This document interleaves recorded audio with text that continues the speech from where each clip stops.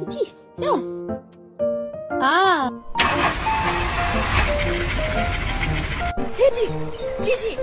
Gigi, how do you feel about what's happening with the world right now? Okay.